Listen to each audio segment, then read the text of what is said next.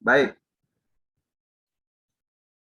Ya, ini kata-kata yang bisa kita ambil dari tokoh-tokoh yang ada. Ya, saya mengambil dari Imam Ghazali dan dari seorang ulama masa dulu ya, zaman dulu itu Yahya bin Mu'az. Jadi ini kalimat sering didengar oleh sebagian kita ya. Siapa kenal dirinya, maka dia akan kenal Tuhannya. Jadi diharapkan kita dengan mengenal diri kita, maka kita akan makin bertakwa kepada Tuhan. Makin tahu bahwa kita banyak lemah, kita diberi banyak nikmat, sehingga kita harusnya makin bertakwa. Gitu ya. Ya, kalau dari yang Islam bisa diambil seperti ini. Kebetulan saya belum buka buku bintalnya Kemenkyu yang dari agama lain. Biasanya saya cantumkan juga, gitu ya. Baik. Ya, Bapak Ibu, tentu kalau misalnya nih Pak Oka kan dari Jawa Barat ya, dari Parahyangan. Itu pasti kalau lebih nyaman bercakap-cakap atau berbicara kalau ada yang ngajak bicara dengan bahasa Sunda gitu ya misalnya.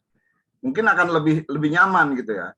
Walaupun misalnya jumpanya di Inggris, ketemu dengan orang yang sama-sama dari Jawa Barat, kemudian ngomongnya pakai bahasa Inggris, mungkin bisa tapi kurang nyaman. Tapi begitu sama-sama pakai bahasa Sunda, mungkin Pak Oka akan lebih nyaman, mungkin seperti itu ya.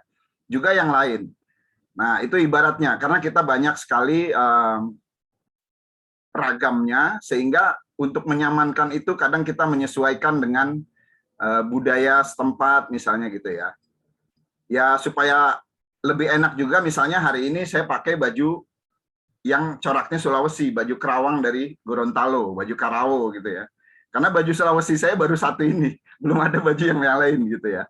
Ya itu sebagai contoh saja bahwa supaya kita lebih enak, lebih nyaman.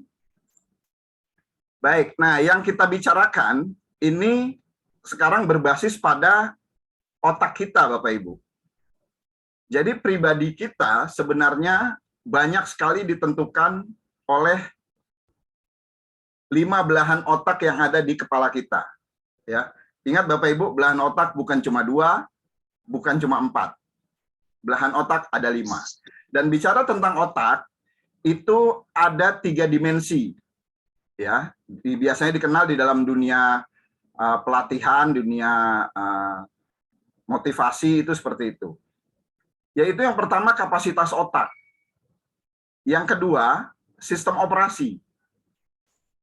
2 yang disebut di awal itu, dari sananya begitu sudah Tuhan kasih. Istilah Betawinya bawaan orok udah itu. Gitu ya. Nah, ada yang ketiga yaitu budaya. Bagaimana memperlakukannya. Nah, terkait budaya, itu yang dikenal ada 2. Yaitu ada 2 sindrom. Sindrom kotak korek api dan sindrom rantai gajah. Sindrom kotak korek api itu maksudnya begini. Ketika ada kutu anjing, ya kutu anjing itu tingginya cuma 1 mili, ya 1 milimeter, tapi punya kemampuan melompat 300 kali dari tinggi badannya. Artinya bisa melompat setinggi 30 cm atau sejauh 30 cm karena untuk pindah dari anjing yang satu ke anjing yang lain. Tapi apa yang terjadi kalau dimasukkan ke dalam kotak korek api yang mungkin tingginya hanya 2 cm dalam waktu yang lama? Maka ketika sudah dimasukkan dalam waktu yang lama, dikeluarkan, yang terjadi adalah kemampuannya tidak maksimal lagi. Dia mungkin hanya bisa melompat setinggi, ya paling tinggi 5 cm. Artinya 300 kali dari kemampuan yang sebelumnya itu tidak keluar, gitu ya. Nah, itu biasanya perlakuan terhadap kita yang berasal dari luar diri kita.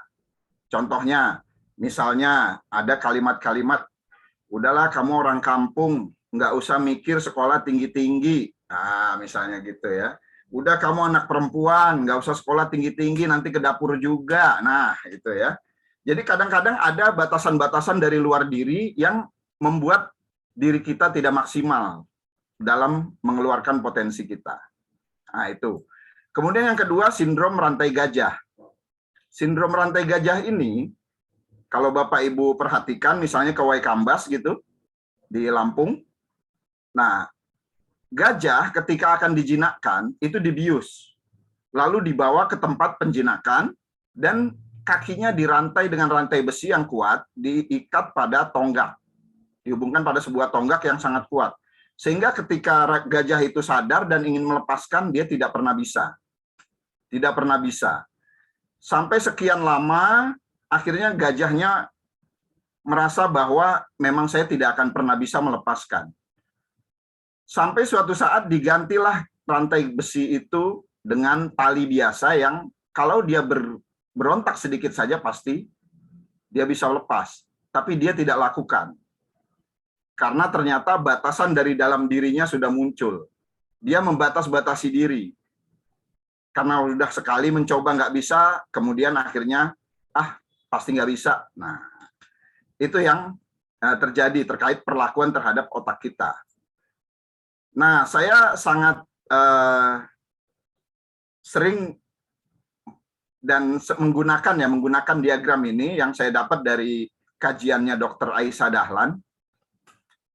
Inilah pentingnya kita untuk selalu positive thinking dan positive feeling. Ya, Bapak Ibu, hati-hati dengan perasaan kita. Karena perasaan kita itu di atas pikiran. Jadi logika itu kalah atau di bawah dari perasaan. Contohnya kalau orang sudah benci, maka orang yang dibencinya itu benar sekalipun secara logika, tidak mau diterima kebenarannya. Itu contoh ya.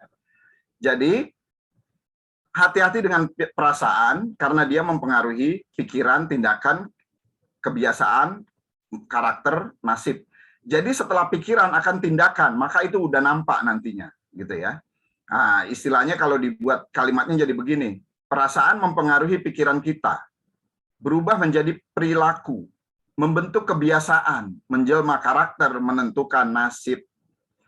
Nah, ini yang sering digunakan oleh komunitas The Law of Attraction. Kalau di Facebook, Bapak Ibu silakan ada itu grup namanya The Law of Attraction. Isinya tuh selalu kalimat-kalimat positif.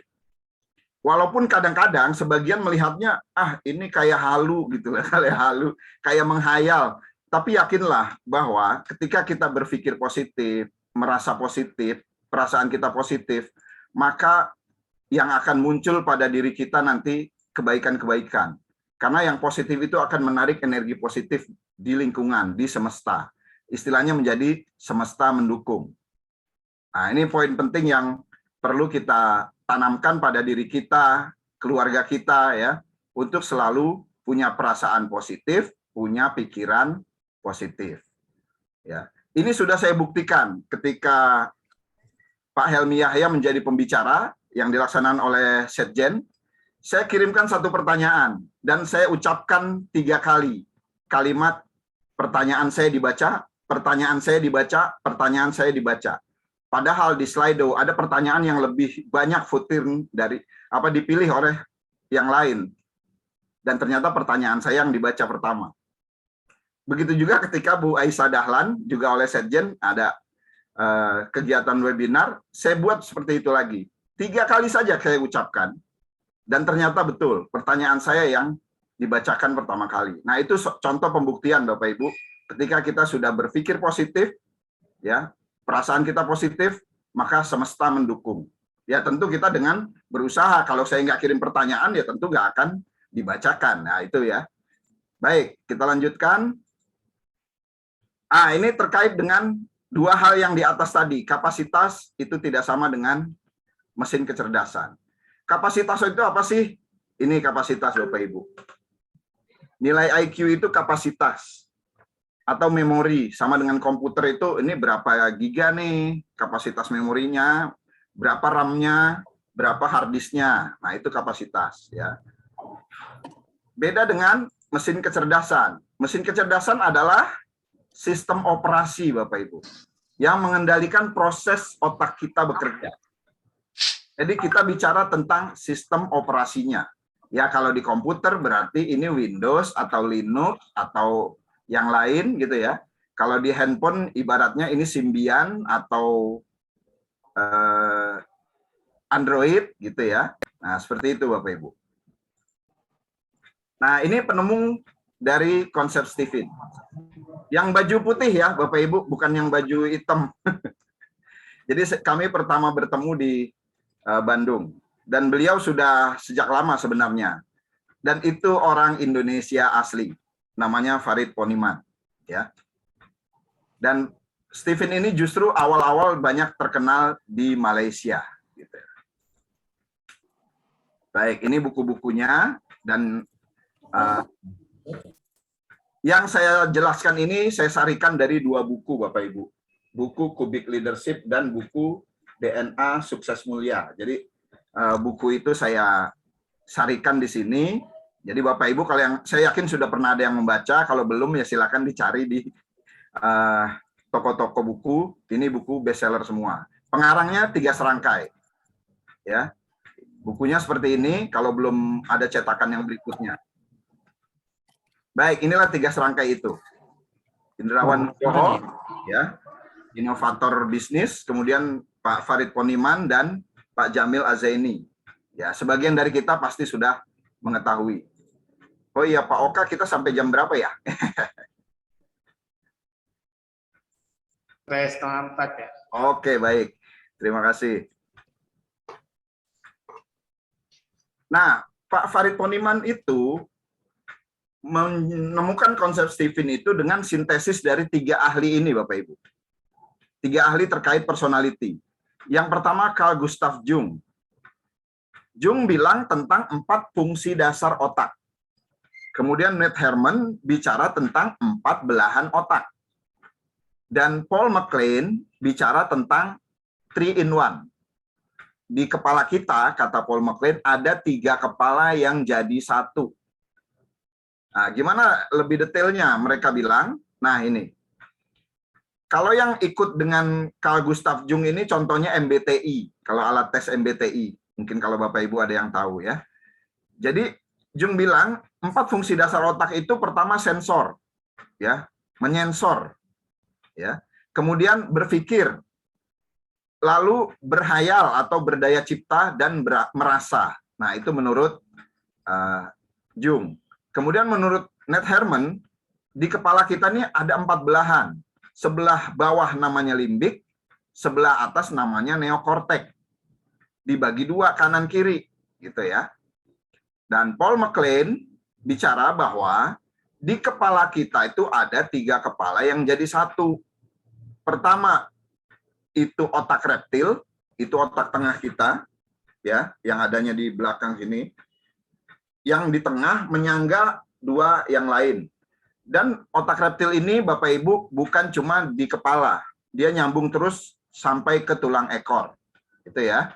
Makanya sumsum tulang belakang itu sebenarnya masih ibarat komputer, itu kabelnya nyambung sampai terus ke bawah. Nah, dan itu kalau kita ibaratkan komputer, kenapa sampai tulang ekor? Karena tulang ekor kita itu adalah barcode kita masing-masing. Setiap orang tidak ada yang sama. Ya. Jadi ibarat komputer ada ID-nya komputer Bapak Ibu. ID komputer itu bukan prosesor, bukan hard disk, tapi ada satu bagian di komputer yang dia menjadi alat pengenal komputer itu. Di diri kita juga begitu. Nah, itulah namanya tulang ekor atau asbuzanab atau siririkadatu atau relik kata orang barat. Nah, kemudian ada otak mamalia. Ya, yaitu yang limbik itu otak mamalia, dan otak insani atau otak manusia itu neokortek yang paling besar. Nah, dari sini saya jadi paham bagaimana kalau dikaitkan dengan ilmu pengetahuan populer, ilmu pengetahuan modern, inilah proses terciptanya makhluk hidup. Dari mulai yang melata, reptil, kemudian yang berkaki 4 misalnya, nah mamalia, kemudian terakhir manusia. Maka manusia diciptakan terakhir. Karena apa? Manusia itu beda dengan hewan, bedanya di mana? Katanya, ada akalnya. Akal itu sesuatu yang abstrak. Konkretnya apa? Neokortek, otak yang besar di kepala kita itu. Nah, itu yang saya pahami seperti itu, sehingga Stephen akhirnya mengkategorikan 5 belahan otak itu menjadi ini, ya, sensing, thinking, intuiting, feeling, dan instinct. Ya, Nah, artinya 5 belahan di kepala kita itu semua bekerja, Bapak Ibu. Nggak ada yang nganggur. Walaupun mungkin, misalnya, maaf-maaf, ada orang yang kata orang Betawi bilang peang gitu ya, yang kepalanya mungkin agak gede di sebelah kanan, belum tentu yang gede di kanan itu yang dominan. Gitu. Nanti kita cari yang dominan yang mana. Nah, itu ya. Nah, kemudian dari kategori ini, inilah Stephen mengkategorikan 5 tipe orang berdasarkan belahan otak mana yang dominan, ya. Baik, berikutnya Stephen juga bisa menjelaskan untuk apa. Misalnya teori-teori dari Roger Sperry bahwa ada otak kiri, otak kanan, gitu ya. Dominan kiri atau kanan, ya. Kita biasa kan kadang begini, kemudian bersedekap mana yang di atas, itu kadang fenotip, belum tentu yang dominan di kiri atau kanan, gitu ya. Kemudian bisa juga untuk menjelaskan tentang otak atas atau bawah, neokortek atau limbik, itu Paul Broca ya.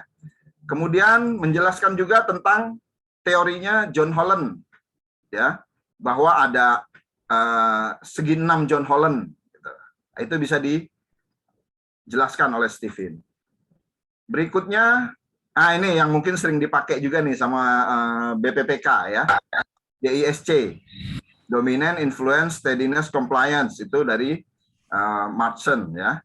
William Moulton Marston. Nah, kemudian satu lagi yang tadi sempat disebut oleh Pak Oka. Nah, ini Hippocrates Galenus. Kita sering sekali dengar ini kan, koleris, melankolis, flegmatis, sanguin.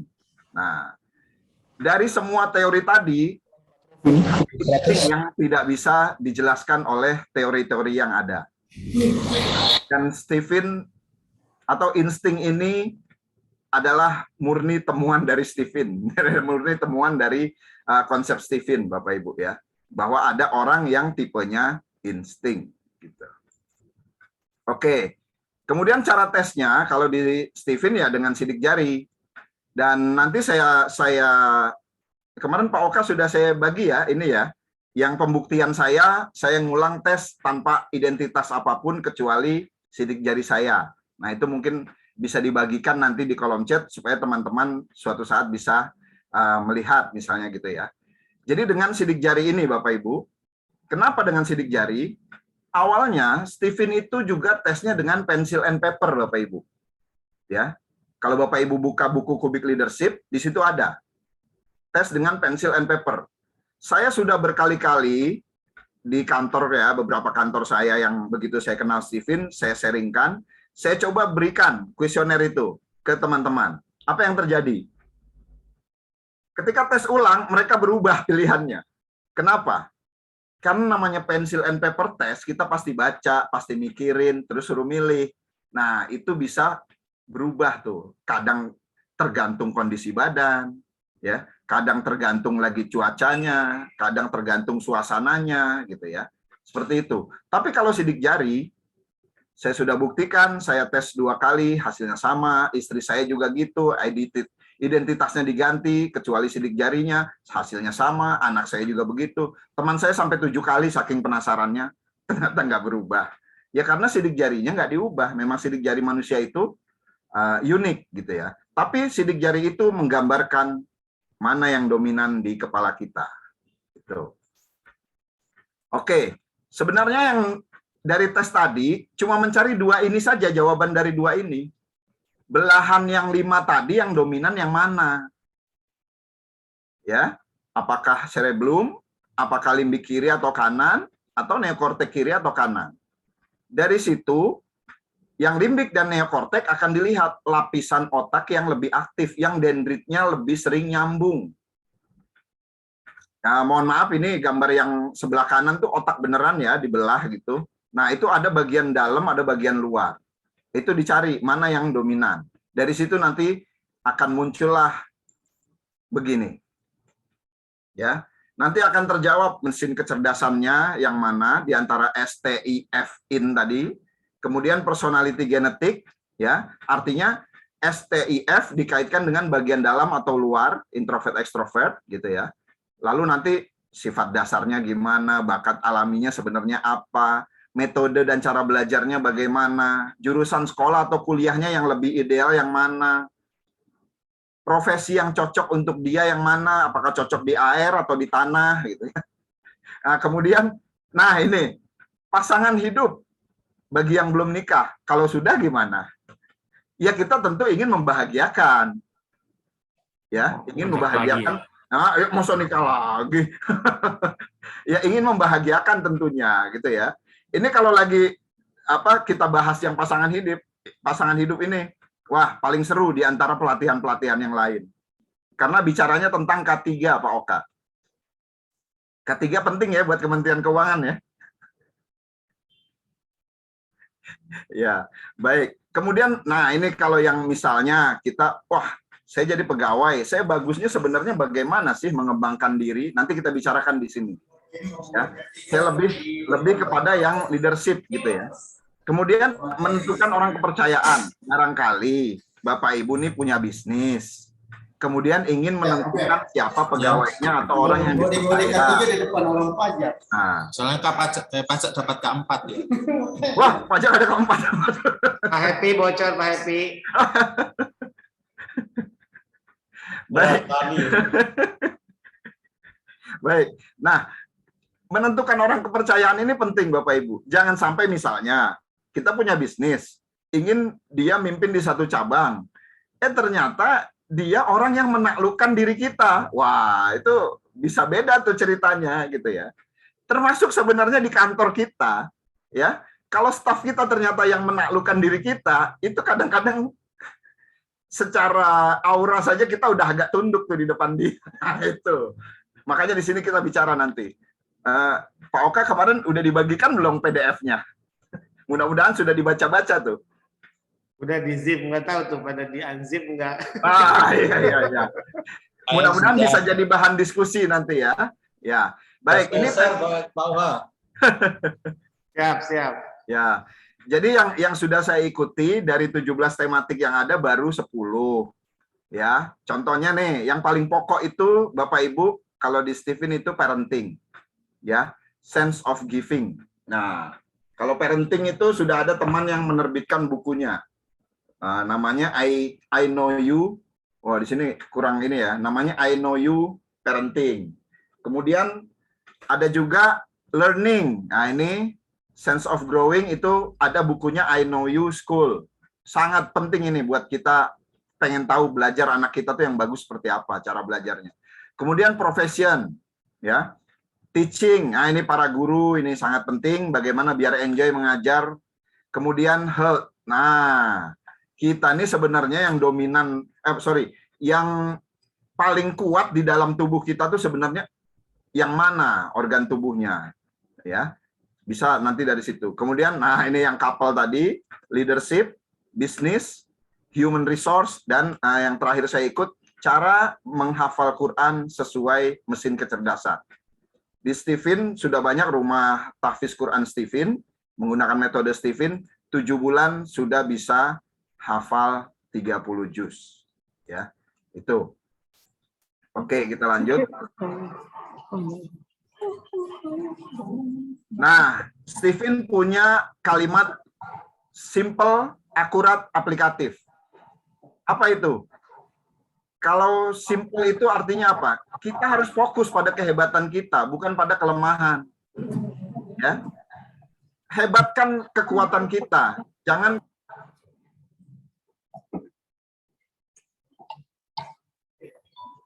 Ke-mute, Pak. Wah ya, sorry. Jadi simple ya, fokus pada satu kehebatan. Jangan mikirin kelemahan.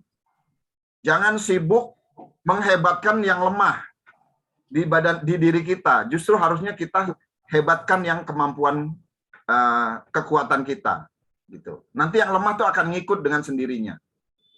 Kemudian Stephen itu punya kata sakti juga, akurat.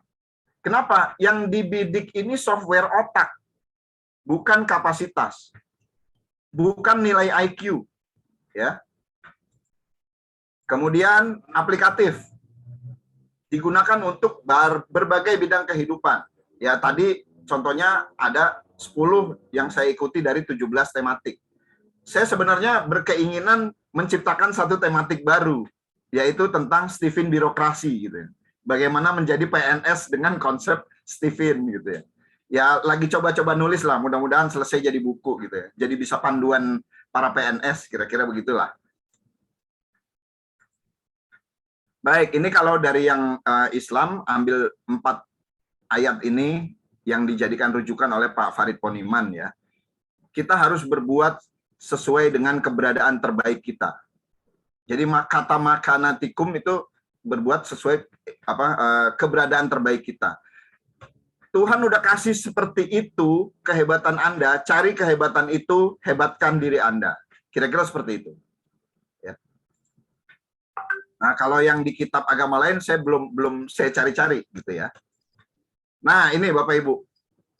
Keadaan diri kita yang sekarang ya, khususnya yang sudah dewasa gitu ya. Yang fenotip sekarang 100% diri kita ini sebenarnya dipengaruhi oleh yang genetik 20%. Bawaan orok kita. Tapi dia bersifat tetap nggak berubah. Dari lahir ya seperti itu. Kemudian lingkungan 80%. Ya macam-macam lingkungan kan, ada keluarga, ada pendidikan, ada lingkungan sekitar, ada pergaulan gitu ya. Nah, tapi kan bisa berubah-berubah. Nah, ini yang dibilang teori Pareto. Ya, 20 mengendalikan 80, kira-kira gitu kan. Jadi yang 20 ini seharusnya menjadi tuan rumah di diri kita, bukan lingkungan gitu ya. Kita lihat nih.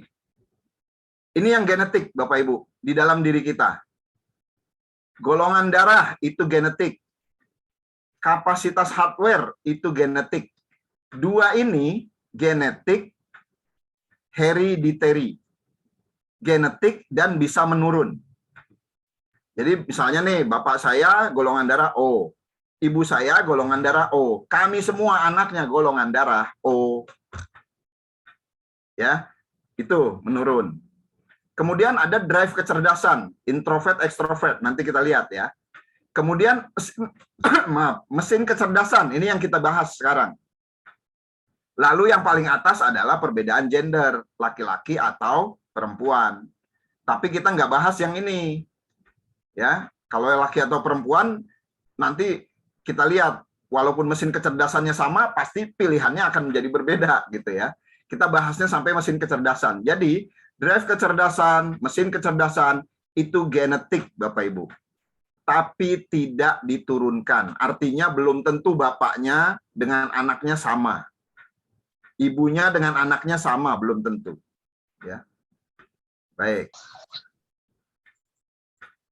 Nah, ini contoh, Bapak Ibu. 2 orang ini kembar, ya. Dan di usia 2 tahun mereka dipisahkan. Terpisah selama 39 tahun. Tidak pernah komunikasi. Sampai akhirnya di usia 41 mereka mencoba mencari dan bertemu. Apa yang terjadi setelah mereka bertemu? Ternyata selama 39 tahun kehidupan mereka berdua, inilah yang terjadi. Ya, tahun 79 mereka ketemu. Satu namanya Jim Lewis, satu Jim Springer. Apa yang terjadi? Masing-masing pernah menikah dengan seorang perempuan yang namanya, di dalam nama istrinya tuh ada kata Linda. Ya, misalnya satu Linda Evan, satu Linda siapa gitu ya. Kemudian bubar dan nikah lagi dengan wanita yang masing-masing ada nama Betty. Mungkin satu Betty Lavia, satu Betty Bencong Slebor, misalnya gitu ya. Nah, nggak janjian. Punya anak, sama-sama anaknya laki-laki, satu. Dikasih nama James Allen. Yang satu ngasih nama James Alan. Sama-sama punya anjing peliharaan, dikasih nama Toy. Sama namanya Toy. Kerjaannya sama-sama deputi sheriff. Mobil yang disukai sama-sama Chevrolet. Bir dan rokoknya mereknya sama.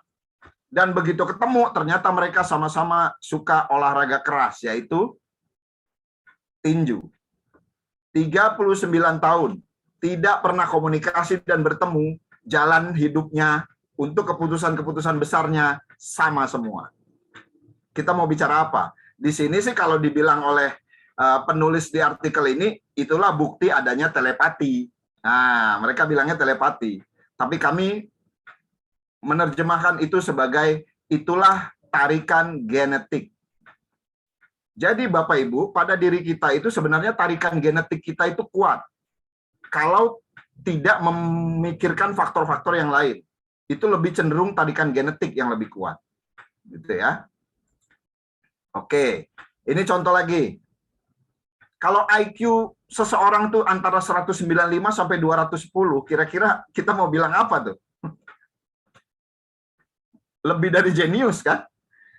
Kalau dibikin rata-rata kan gini, kita kira-kira yang di tengah inilah ya, rata-rata gitu. Einstein ini yang sebelah kanan gitu kan.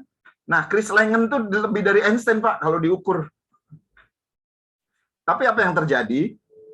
Karena ya keluarganya broken segala macam, akhirnya dia cuma jadi penjaga kandang kuda, ya. Tapi terakhir-terakhir ya dia tahu nih IQ-nya sebenarnya tinggi, akhirnya dia bisa juga sih mengembangkan gitu. Cuman sayangnya kan ya agak telat gitu. Bandingkan dengan ini, pasti banyak tahu orang ini ya. IQ-nya biasa saja Bapak Ibu.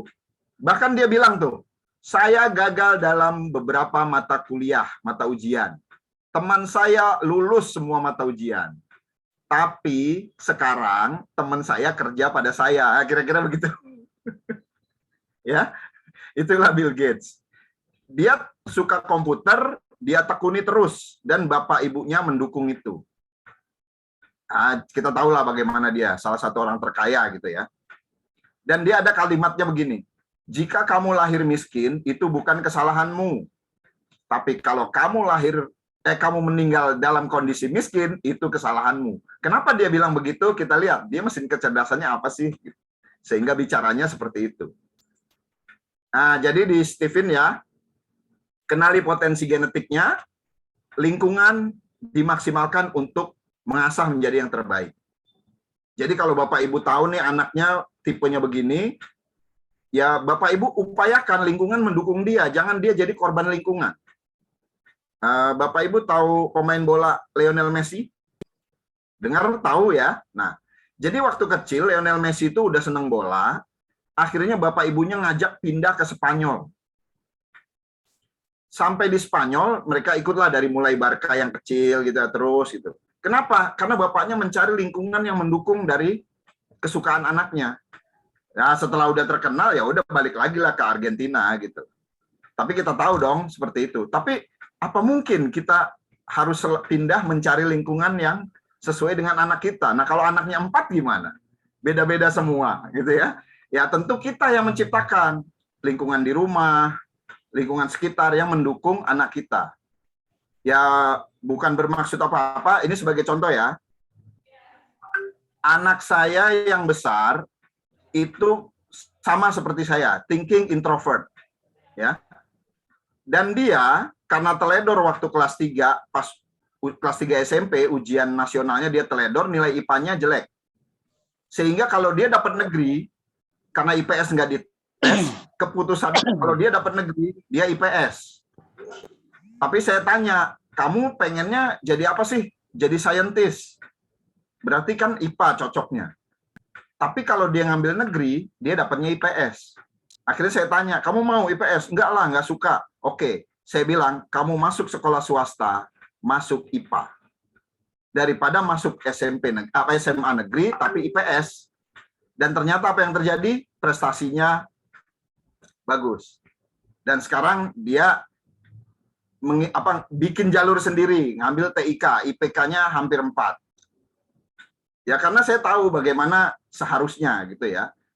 Nah, itu contoh ya, contoh Bapak Ibu penerapannya. Oke, berikutnya.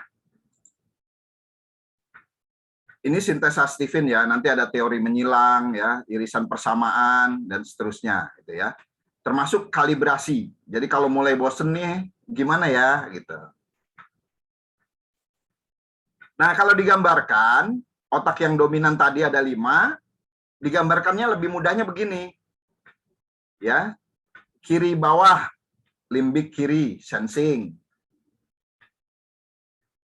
Neokortek kiri atau kiri atas itu thinking. Kemudian kanan atas atau neokortek kanan itu intuiting. Limbik kanan atau kanan bawah itu feeling. Dan otak tengah diberi di tengah-tengah, insting. Itu mempermudahnya seperti itu. Sehingga ketika hasil tesnya misalnya keluar sensing, ya, saya nggak tahu nih di antara Bapak Ibu yang udah tes siapa aja gitu ya. Nah, kalau sensing itu artinya dari teorinya Paul MacLean, 3 kepala yang jadi satu, maka di total semua 300%. Dan angka 300% itu kalau dibagi, kira-kira seperti ini. In, otak tengahnya bekerja penuh. Otak reptilnya bekerja penuh. Limbik kirinya bekerja penuh. Ya, lebih dominan. Nah, yang kanan kirinya, yang dekat-dekat dengan dia, itu lebih kurang 40-40 atau 35-45 gitu ya. Seberangannya yang diagonal itu kelemahannya. Jadi dia lemah di intuitingnya. Nah, kira-kira gitu. Sehingga beginilah sifat dasarnya, ya. Maaf. Kalau bicara tuh buktinya mana gitu. No picture hoax kata dia gitu. Kenapa? Karena orang sensing itu dari kata dasarnya sense, bukan sensitif tapi sensori. Berdasarkan jangkauan panca inderanya Bapak Ibu. Jadi kalau nggak bisa dilihat, nggak bisa diraba, nggak bisa dirasa gitu ya, nggak bisa disentuh, nggak bisa didengar, kagak percaya gitu. Ya, jadi jangan sampai bicara pada orang sensing itu nggak bawa bukti yang nyata, bukti sing nyoto, gitu kan? Nanti dia akan bilang no picture hoax, ya. Dia akan minta bukti. Orangnya rajin, teliti, detail, gitu ya. Ada yang dibagikan ada itu semua ya. Kemudian eksitasinya tinggi. Artinya apa? Pengaruh dari luar diri terhadap dirinya itu sangat tinggi. Artinya orang ini gampang banget dipengaruhi. Gampang banget dipengaruhi. Inhibisi rendah. Artinya apa? Hambatan dari dalam dirinya rendah. Mudah dipengaruhi, hambatan dari diri rendah. Wah, contoh gampangnya gini. Misalnya punya anak sensing nih. Padahal besok ujian, ya. Malam ini ada yang ngajak dia nonton Spider-Man No Way Home. Wah, berangkat itu. Nggak mikir dia besok ujian. Pokoknya happy-happy dulu. Gitu. Ya, itu. Chemistry-nya, ini teori Pavlov ya, eksitasi, inhibisi itu Pavlov. Chemistry-nya harta. Inilah Bill Gates. Makanya dia bilang, kalau lahir miskin bukan salah lu. Kalau mati miskin, salah lu. Ya, karena dia chemistry-nya harta. Jadi kalau punya anak yang sensing, itu sebenarnya orang Jawa bilang ngerecekeni. Bawa hoki. Banyak rezeki. Saya udah coba buktikan pada teman-teman yang anaknya dites, sensing. Saya tanya, ya ada salah satu eselon 2 kita juga gitu, anaknya dites, hasilnya sensing, terus saya tanya istrinya, sejak punya anak ini, karir Bapak nanjak terus ya? Iya, itulah contoh. Jadi bisa seperti itu memang Bapak Ibu ya. Jadi bukannya ini, tapi ya inilah teori probabilitas tuh bisa ketahuan kalau dari sini gitu ya. Kira-kira begitu. Nah, orang-orang ini kalau tidak salah asuhan, maka dia bakatnya jadi orang kaya. Ya. Bakatnya jadi orang kaya. Makanya kalau yang punya anak kayak gini, atau kita misalnya nih, ada yang sensing, rajin-rajin jualan. Ya, bisnis gitu loh. Walaupun untungnya dikit, tapi lakunya banyak gitu. Main volume gitu. Kira-kira kalau jualan, misalnya nih, jualan kerudung misalnya, ya beli 50.000 dijual 60.000 gitu. Untung tipis tapi laku banyak gitu ya. Ya itu kira-kira seperti itu yang sensing. Orangnya siapa aja sih tokoh-tokoh yang udah tes? Ini yang udah tes aja yang saya tampilkan, walaupun banyak tapi sebagian aja. Ini orang-orangnya. Ini orang-orang yang sudah tes. Kok yang AA GIM malah nggak muncul ya? Harusnya ada nih. Jadi yang sudah tes itu contohnya Pak Ari Ginanjar, AA GIM, Ipo Santosa, Evan Dimas. Nah, kira-kira Tengku Wisnu atau istrinya, Bapak Ibu? Yang sensing. Kira-kira Ari Untung atau istrinya yang sensing? Kira-kira Danang atau Abi yang sensing? Pak Oka bisa jawab nggak?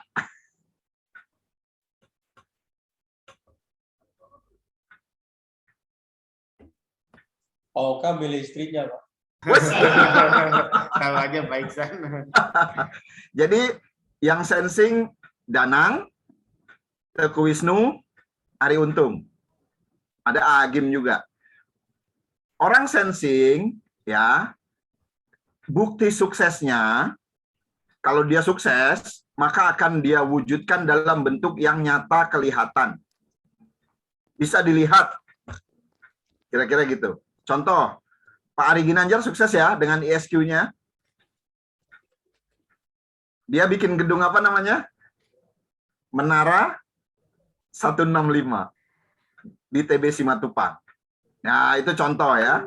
Jadi orang sensing itu ketahuan dengan yang kelihatan gitu ya. Oke, ini contohnya. Masih banyak lagi sebenarnya. Baik yang menurut judgement dari Pak Farid Poniman maupun yang sudah tes gitu ya. Ada rupanya. Jadi Agim dan almarhum Arifin Ilham juga sensing gitu ya. Ini orang-orang yang sudah dites. Tahu sejarawan Pak Anhar Gonggong yang dari Makassar itu juga sensing, makanya dia suka sejarah. Oke, lanjut yang thinking. Nah, kalau thinking ya kayak saya gitu, maka yang dominan itu neokortek kiri, ya, kiri atas. Nah, kanan kirinya lebih kurang 40 ya. In tetap pada semua orang in itu tetap 100. Kemudian kelemahannya di bagian feeling, bagian perasaan. Makanya kadang-kadang orang thinking tuh dibilang orang jutek, kayak kagak punya hati, gitu loh kira-kira, ya. Nah, kira-kira kayak ginilah sifat-sifatnya.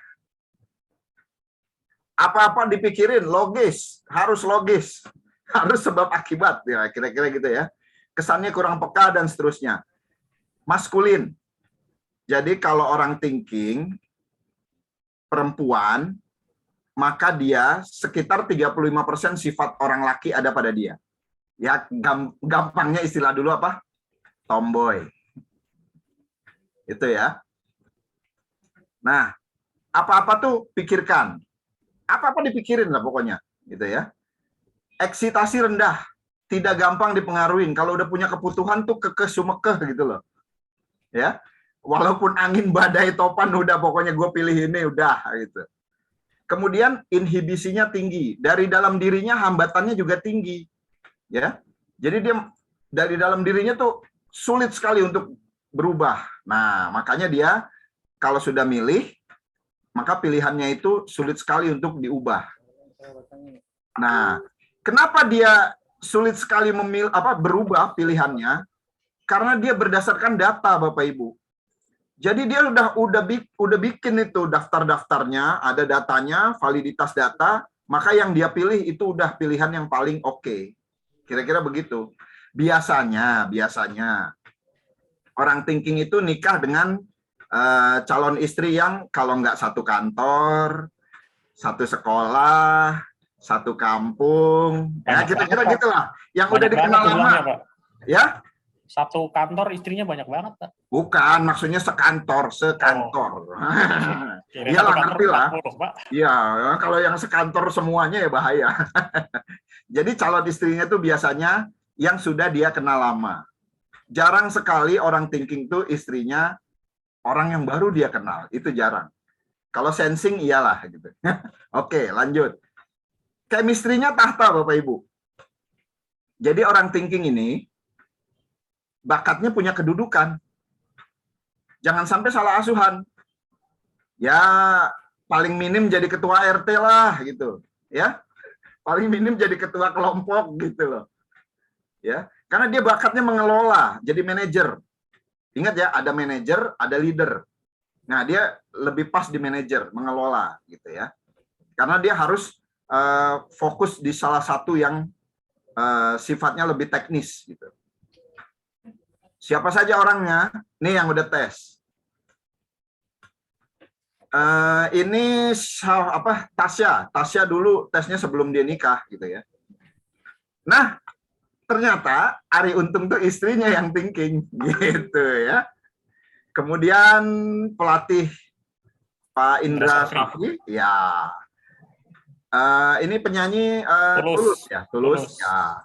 Kemudian yang perempuan nih Indi Barens. Indi Barens, betul. Nah, kalau Anto Hood sama Meli, kira-kira siapa yang thinking?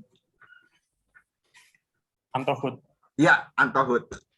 Anto Hood yang thinking, betul. Nah, ini contoh orang-orang yang thinking ya. Yang sudah tes, makanya saya tampilkan yang sudah tes. Biasanya saya nampilkan yang dalam daftar Steven itu yang judgement-nya Pak Farid. Ya. Dan ternyata setelah saya amati, yang di judgement Pak Farid itu betul gitu. Oke. Sekarang kalau intuiting. Intuiting ini Bapak Ibu kebalikannya dari orang sensing. Kalau orang sensing itu dibilangnya orang masa kini atau rabun jauh. Kalau orang intuiting itu orang masa depan, rabun dekat. Jadi ngelihatnya ke masa depan terus gitu ya. Jadi yang dominan itu di neokortek kanan, kelemahannya di neokortek di limbik kiri. Ya. Sehingga seperti inilah sifat-sifatnya. Kalau bicara tuh bayangkan. Banyakan seniman nih, banyakan begini nih. Bayangkan gitu ya. Gambaran besar, bukan yang detail. Kalau yang detail tadi sensing kan. Nah, ini yang intuiting. Kalau yang sensing tuh langkahnya terangkai. Jadi kalau ada SOP 1 sampai 10 langkah, maka setiap langkah tuh diikuti satu-satu. 1 dulu, baru 2, baru 3, baru 4. Kalau intuiting nggak begitu mainnya. Dia bisa langsung langkah ke-5, baru mundur langkah 1, maju lagi langkah 7, seperti itu. Jadi dia beragam, out of the box gitu ya. Ceritanya lebih suka yang fiksi. Kalau yang sensing tuh non fiksi gitu ya. Kira-kira nih kalau nonton film-film hayalan, ini pas banget itu. Ya. Kalau yang sensing begitu nonton film yang hayalan, dia mikir mana ada nonton Transformer misalnya, mana ada robot jadi mobil, mobil jadi robot. Kan dia nggak pernah lihat ada mobil jadi robot gitu loh. Ya. Ya paling nontonnya yang pas tuh mungkin sinetron yang lagi ngetop. Mungkin tukang bubur naik haji gitu ya. Layangan putus. Layangan putus, Pak. Arif. Terus It's my dreams, but first. Itu ya. Jadi yang model-model cerita-cerita gitulah gitu ya. Nah, ini yang orang intuiting itu eksitasi rendah, tidak mudah dipengaruhi. Tapi inhibisi juga rendah. Makanya Bapak Ibu kalau coba datang ke seniman, terus bilang, pesen lukisan ya, misalnya seniman lukis nih kan. Pesen lukisan, seminggu jadi, belum tentu Bapak Ibu. Walaupun dibayar semiliar. Kenapa? Karena dia nggak bisa diburu-buru. Nggak bisa ditarget dengan begitu aja. Karena dia harus betul-betul dapat inspirasinya, moodnya, segala macam itulah. Ya. Chemistry-nya kata. Kata di sini maksudnya ilmu Bapak Ibu. Jadi kalau orang intuiting, itu ibaratnya kalau udah selesai S1, pengen cepet-cepet S2. Kalau udah selesai S2, pengen cepet-cepet S3. Haus ilmu dia. Ilmu yang formal maupun non-formal. Ya, senang sekali belajar. Gitu ya. Oke, siapa saja orang-orangnya? Ini yang sudah tes. Ya, Pak Indrawan Nugroho, ya tiga orang yang 3 serangkai tadi saya berguru pada mereka semua gitu ya. Dia memang inovator bisnis, ya, udah dokter sekarang. Cak Lontong atau nama aslinya Lis Hartono. Makanya dia selalu mendaratkan kata. Dia mikir. Kata-katanya out of the box gitu ya. Terus ini siapa ya kemarin ya? Saya lupa. Oh, Maya Estianti. Udah tes juga. Kemudian ini siapa? Shirley ya. Shirley siapalah itu yang influencer itu? Nah, itu Shirley Anavita ya kalau nggak salah. Nah, itulah dia. Ya, ini orang-orangnya. Dan kalau yang belum dites, tapi saya sudah dapat dari Pak Farid, kemudian di podcastnya Deddy Corbuzier kemarin terungkap itu dari percakapan dengan Deddy Corbuzier adalah Ibu Menteri kita. Beliau juga seorang intuiting, cuman belum ada yang ngetes aja nih. Karena ketahuan orang intuiting tuh kalau lagi bosen nonton film, kalibrasinya tuh nonton film. Makanya kemarin begitu bicara-bicara dengan Deddy Corbuzier, wah pas. Beliau kan seorang inovator, ya. Ya kita tahulah perubahan Kementerian Keuangan ketika beliau mulai memimpin tahun 2004 ya kalau nggak salah. Ya itulah kira-kira orang-orang intuiting. Ah sekarang kalau feeling gimana? Kalau feeling di perasaannya dia dominan. Yang agak kurang tuh di urusan logika. Makanya kalau yang feeling tuh sebenarnya agak males tuh jumpa sama rumus-rumus gitu. Ya. Nah, sehingga beginilah apa katanya? Apa-apa tuh rasakan. Karena apa? Main hati. Orientasinya orang. Dia mengukur perasaan orang gitu ya. Mudah empatik gitu ya. Sukanya ngobrol, sukanya meyakinkan. Jadi kalau ada temen yang feeling nih, suruh aja jadi orang yang mempengaruhi. Gitu. Itu ya. Eksitasi tinggi, gampang dipengaruhin. Tapi hambatannya juga tinggi. Akhirnya mood. Pengen tapi lagi nggak mood, nggak jalan. Gitu. Ya kira-kira. Chemistry-nya cinta. Oh, cinta ini bukan cuma asmara ya Bapak Ibu. Tapi juga misalnya followernya banyak. Disukai orang, disegani orang. Gitu ya. Pengaruhnya luas. Nah itu ya. Siapa aja sih? Ini yang feeling. Jadi kalau tadi Antohutnya thinking, berarti yang feeling Melinya ya. Ya. Ini aduh kemarin siapa namanya ya? Sharon, Pak. Ah, Sharon ya. Sharon. Sharon, Cathy Sharon. Cathy Sharon. Ya. Terus yang ini nih, yang bawah yang ganteng. Wah, nggak tahu kalau laki-laki. Hamis Daud. Hemis ya. Suami dari Raisa. Kalau Raisa tahu, Pak. itu. Nah, siapa nih? Parto ya. Parto. Ya, Buya Yahya. Ya, kalau motivator Jamil Azaini dan Farid Poniman gitu ya. Banyak lagi. Nah, kalau yang judgement-nya Pak Farid, salah satunya itu adalah dulu pendiri Kompas siapa tuh satu yang grup Gramedia, Yakob Utama. Ya. Jadi Pak Yakob Utama itu nih salah satu cerita ya yang bisa jadi inspirasi kita lah untuk kehidupan di kantor. Suatu saat Pak Yakob Utama datang ke kantor jam 11. Ini tahun 90-an lah. Zaman duit 5 juta tuh serasa 50 juta gitu lah ya. Nah, jadi Pak Yakob Utama datang ke kantor jam 11, ketemu sama karyawannya yang baru datang, terlambat. Nah, karyawannya ditanya, dari mana? Dari rumah sakit, Pak. Anak saya sakit. Nah, akhirnya dia bilang, nanti jam 12, kira-kira gitu ya, nanti ke ruangan saya ya, gitu. Wah, ini pegawainya ketakutan, Pak. Ya, Bu. Pegawainya ketakutan. Kenapa? Waduh, saya dimarahin deh, karena datang terlambat. Ternyata Pak Yakob, begitu pegawainya datang ke ruangannya, iya, ada apa? Bapak minta saya menghadap. Oh iya, kamu kenapa tadi terlambat? Anak saya sakit, Pak. Istri saya menjaga anak saya yang satu di rumah. Kalau malam, saya menjaga di rumah sakit. Tadi, istri saya terlambat datang ke rumah sakit. Jadi saya terlambat berangkat ke kantor, Pak. Apa yang terjadi, Bapak Ibu? Ternyata Pak Yakob Utama mengeluarkan amplop isinya 5 juta. Dan bilang apa? Ini uang 5 juta, ya kalau sekarang 50 juta lah kalau dibawa ke zaman sekarang ya. Ini uang 50 juta, kamu urus anakmu sampai sembuh, kamu nggak usah masuk dulu. Urus anakmu sampai sembuh, gajimu nggak akan dipotong. Kalau sudah sembuh, kamu masuk. Bayangkan Bapak Ibu. Kalau punya bos kayak gitu kan, ibaratnya ya.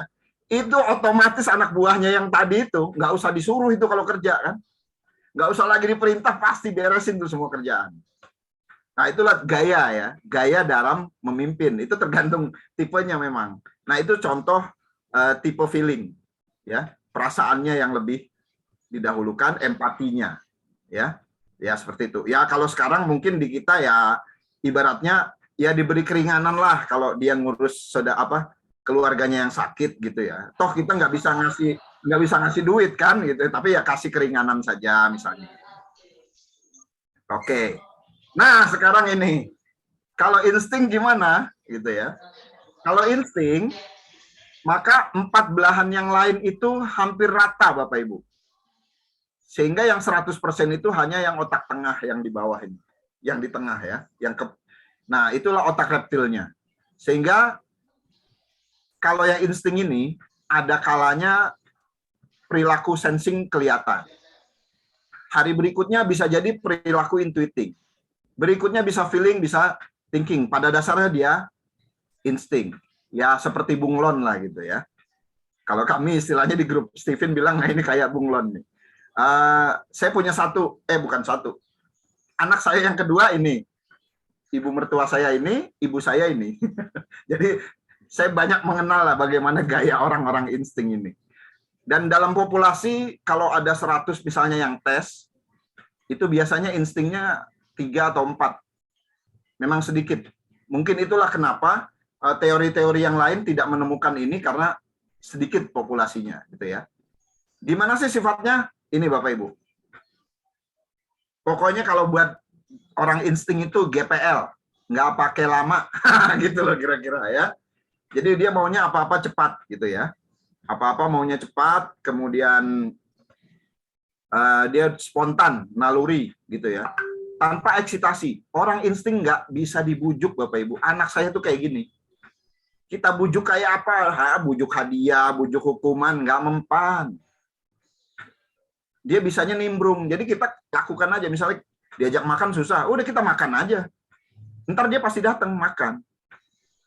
Kita mau pergi nih ke mall. Padahal tadi udah oke-oke gitu kan. Tapi begitu dekat waktu berangkat, ada aja yang dia ini. Sudah, kalau kitanya baper, kitanya terbawa emosi, nggak jadi berangkat. Tapi gampang aja. Semuanya siap-siap aja. Begitu semua udah siap, dia pasti akhirnya ikut gitu. Ya, itulah orang-orang insting. Kira-kira seperti itu. Inhibisinya spontan, chemistry-nya bahagia. Dia sangat bahagia kalau bisa bantu orang. Dia sangat bahagia kalau bisa menolong orang. Dia sangat bahagia kalau berperan. Jadi kasih dia peranan. Gitu ya. Siapa saja orang-orangnya? Karena sedikit nyarinya memang susah juga Bapak Ibu ya. Ini orang-orangnya yang sudah tes ya, yang sudah tes. Felix Xiao. Ya, ini jelas lah Helmi Yahya. Sehingga kita tahu kan Pak Helmi itu ganti-ganti profesi berapa kali kan, gitu ya. Karena memang seperti itulah ininya. Kemudian ini Yusuf Mansur ya? Iya. Yusuf Mansur. Ya, Yusuf Mansur. Wah, lagi dituntut. Wah, kita lagi nggak bahas tuh yang itunya. Ya, jadi itulah ya. Ini orang-orang insting. Oke, nah ini yang tadi saya bilang bahwa strata genetik, Bapak Ibu, semakin ke atas itu semakin besar pengaruhnya pada diri kita. Jadi kalau ada misalnya kepribadian berdasarkan golongan darah, ada kan? Itu sebenarnya untuk hal-hal kecil saja Bapak Ibu. Ya. Kemudian pertimbangan berikutnya apa? Ya kapasitas. Kemudian introvert ekstrovert, baru yang Steven. Di paling atas laki atau perempuan. Contoh gampang nih ya, contoh gampang bagi yang muslim nih gampangnya. Sama-sama orang thinking misalnya.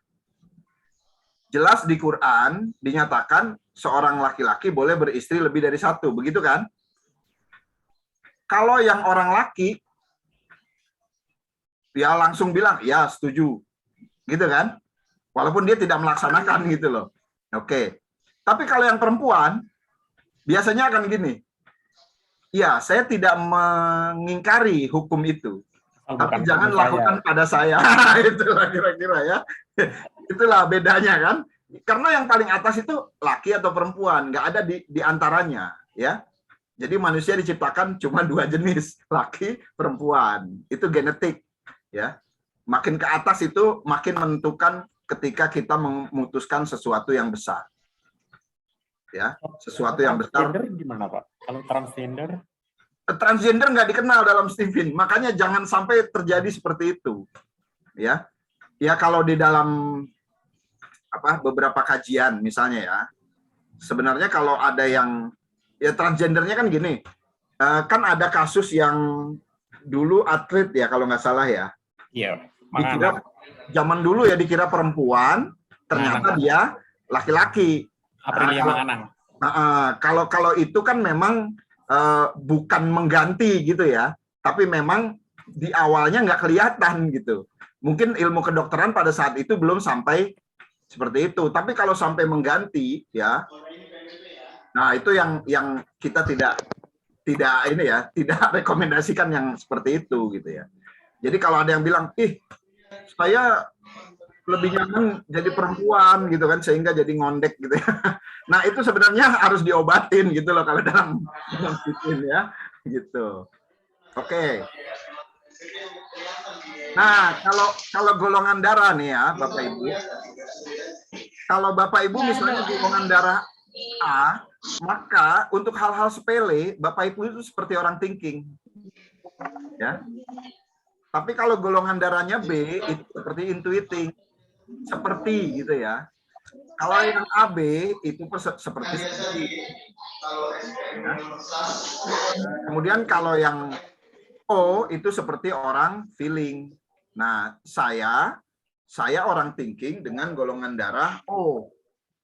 Dan di lingkungan rumah, Bapak Ibu saya dulu orang Jawa, kemudian golongan darah O. Makanya saya secara pembawaan awal itu seperti orang feeling.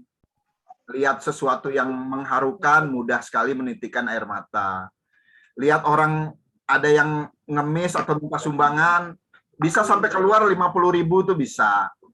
Tapi kalau ada temen yang pinjem duit, misalnya, pinjem duit dong 1 juta, kita akan bilang kemarin aja yang 1 juta belum dibalikin. Nah, itu kan. Jadi sesuatu yang besar itu lebih banyak dipengaruhi oleh faktor genetik yang lebih ke atas, lebih besar, gitu ya. Itu maksudnya tadi. Jadi golongan darah itu hanya sebagai tukang pos aja, respon sesaat saja. Ya. Nah, kalau introvert ekstrovert, maksudnya gini Bapak Ibu. Tadi kan ada lapisan dalam atau lapisan luar ya. Lapisan luar. Nah, kalau lapisan dalam, maka dia dikatakan introvert. Ya, introvert di Stephen ini itu bukan seperti yang dikenal umum di psikologi. Ya, ini sifatnya kemudi, maka ditulisnya hurufnya kecil gitu ya. Jadi bukan begini, misalnya introvert itu pemurung, tertutup, terus apa lagi? Ya, yang gitu-gitulah. Ya, bukan seperti itu. Tapi ini adalah kemudi. Contohnya gini. Dalam Stephen, orang introvert dalam Stephen itu orang-orang yang falsafah hidupnya ditakuti neraka atau ditantang. Jadi, reward dan punishment itu dua-duanya harus ada. Tapi pada siapa dia diterapkan. Itu berbeda. Contoh, kalau reward dan punishment diterapkan pada orang reward diterapkan pada orang introvert tidak cocok. Contoh, Bapak Ibu misalnya punya anak misalnya thinking, sensing atau intuiting atau feeling yang introvert. Misalnya mau nyuruh sholat ya. Itu gampangnya gini kalau yang introvert. Abang, misalnya abangnya introvert. Abang sholat. Kalau abang tidak sholat, abang berdosa. Kalau abang berdosa, abang masuk neraka. Nah, dengan hukuman dia takut. Atau gini, Bang, bantu ibu ngepel. Kalau abang nggak bantu ibu, abang nggak diajak ke mall. Hukuman kan? Nah, jadi punishment tuh cocoknya untuk yang introvert. Nah, kalau yang ekstrovert itu difasilitasi atau dijanjikan surga. Nah, contoh adiknya misalnya ekstrovert. Dek, adik sholat. Kalau adik sholat, adik dapat pahala. Kalau adik banyak pahala, adik masuk surga. Nah, kan gambarannya beda kan? Oh, surga. Atau gini, Dek, bantu ibu ngepel. Kalau adik bantu ibu, adik diajak ke mall atau dikasih uang. Nah, itu. Jadi, untuk orang yang seperti saya, hadiah tuh saya nggak mikirin hadiah kalau apa-apa tuh. Tapi kalau misalnya, kalau Anda tidak lakukan ini, Anda akan dihukum. Wah, itu saya langsung. Makanya dulu waktu SMP, ketika gurunya galak-galak, wah, nilai matematik bagus, fisika bagus, bahasa Inggris bagus. Tapi begitu gurunya nggak galak, nggak ada hukuman, ya udah. Nah, itulah contohnya ya, Bapak Ibu, ketika penerapan di kehidupan kita. Anak saya yang besar itu thinking introvert. Ya, takdir Allah dia sama dengan saya. Karena saya sudah tahu, maka saya cukup begini aja. Ketika dia mau kuliah, saya cuma bilang, kalau kamu nggak dapat sekolah PTN, atau yang dia pilih, misalnya yang ikatan dinas gitu misalnya, atau yang PTN, saya bilang, kamu nggak kuliah. Kalau kamu nggak dapat, kamu nggak kuliah. Ancaman kan? Padahal sih mana ada kita tega ya anak kita nggak kuliah. Tapi itu berhasil Bapak Ibu. Dia langsung konfirmasi ke istri saya. Bunda, kata ayah kalau nggak dapat negeri nggak kuliah. Iya, kami dulu begitu, kata bundanya kan. Apa yang terjadi? Oh, dia mati-matian belajar untuk dapat. Dan akhirnya dapat memang gitu ya. Tapi setelah dapat apa yang terjadi? Dia minta motor Aerox. Ya, itulah contoh ya. Ketika kita menghadapi orang dengan berbagai tipe, termasuk di kantor gitu ya. Baik, ini tadi ya, sumber stimulus dari dalam, satu dari luar. Ya. Falsafah hidup ya, anti neraka, satu lagi cari surga, ditantang, difasilitasi. Baik. Nah, ini kalau yang sudah dibagikan ya, bagaimana kalau sudah cara bacanya gini Bapak Ibu. Yang positif ini artinya kekuatan-kekuatan yang ada pada dirinya. Ya. Upayakan ini sangat dimunculkan, sangat dihebatkan gitu ya. Dan yang negatif ini maksudnya diwaspadai saja. Ya. Diwaspadai. Saya sudah coba terapkan ini bahkan di beberapa kantor. Nah, salah satu kantor saya juga terapkan ketika orang, wah dia ternyata memang seorang yang dermawan, maka sangat mudah baginya untuk kita minta dia berinfak, berderma gitu ya. Contohnya ya.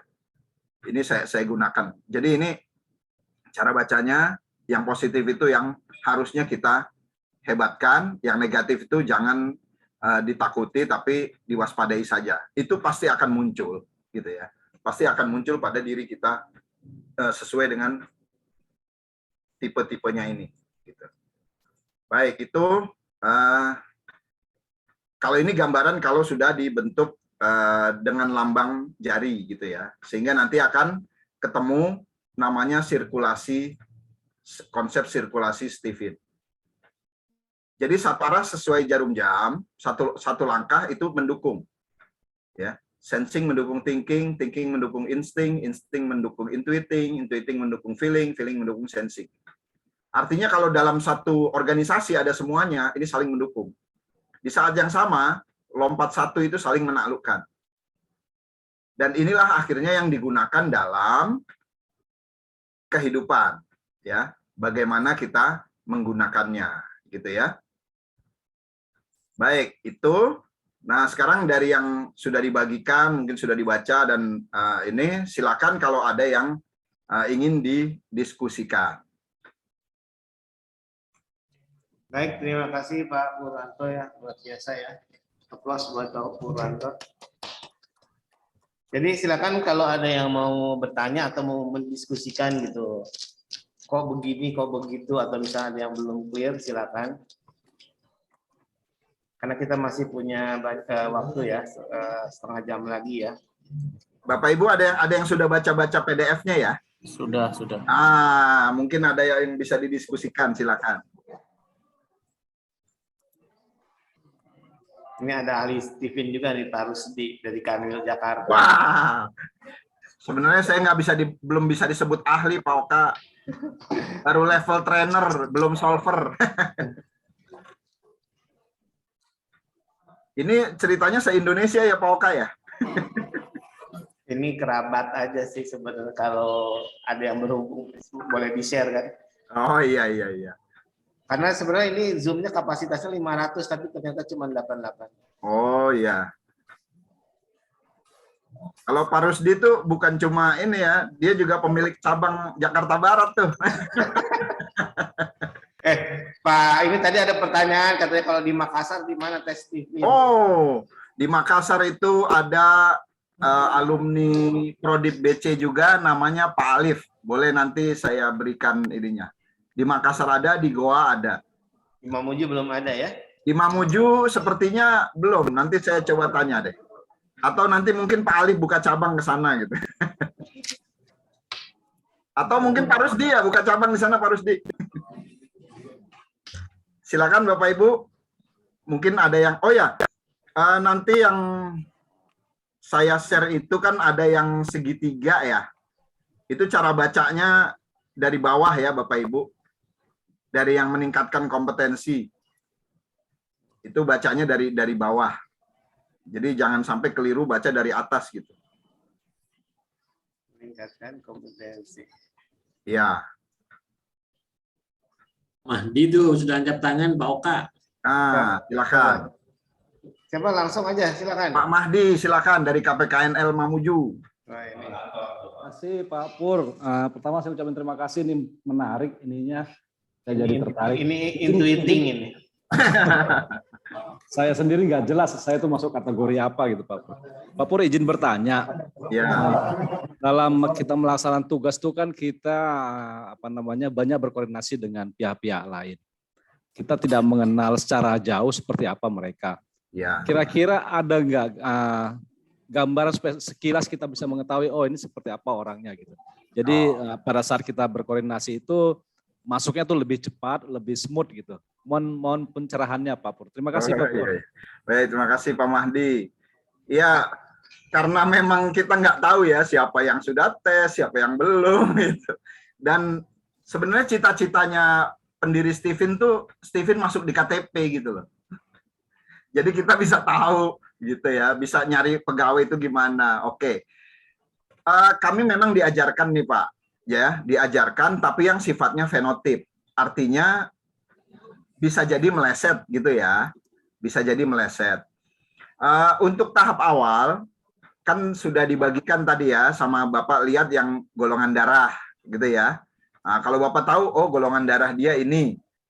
Untuk tahap awal Bapak bisa gunakan pendekatan cara yang golongan darah tadi.